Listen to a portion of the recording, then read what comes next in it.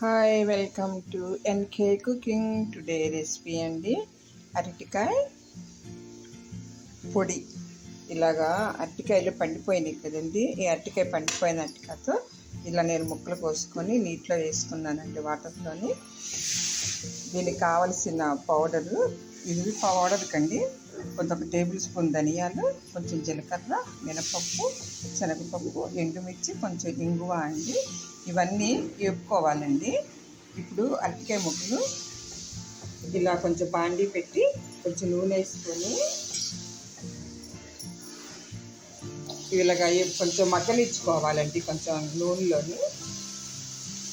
ఇవి వేగినాక అవి గ్రైండర్ చేసుకోవాలండి. గ్రైండర్లో కచ్చిపచ్చిగా మిక్సీ ఆడుకోవాలండి. అది లైట్గా ఉప్పు వేసుకుంటాము.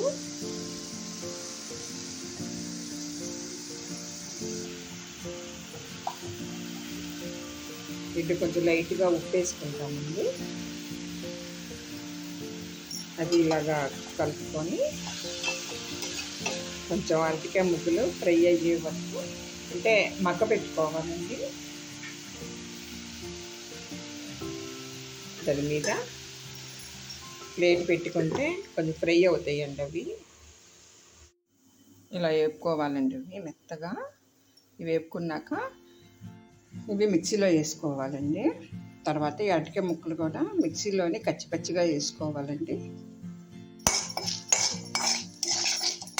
ఆ పండిపోయిన అరటికాయ కూరకి ఇలాంటి దానికి బాగుంటుంది. అంటే అదే అరటికాయ పొడి కూరకి చాలా బాగుంటుందండి చేసుకుంటే.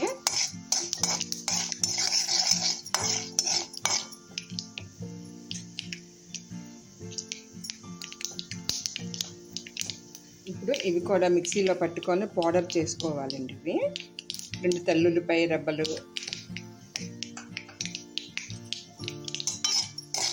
చూడండి ఇప్పుడు వేగింది కదా.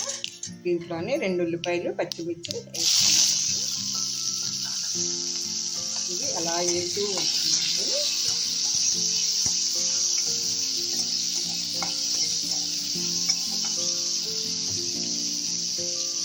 దీని మీద కొంచెం ప్లేట్ జోడిస్తూ మెత్తగా వేగుతాయి రోజు.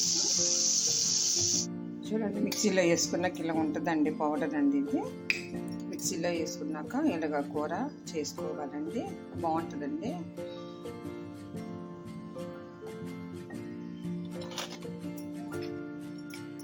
ఎంత కలర్ఫుల్గా ఎంత బాగుందో. అన్నంలోకి నెయ్యి అన్నంలోకి బాగుంటుందండి.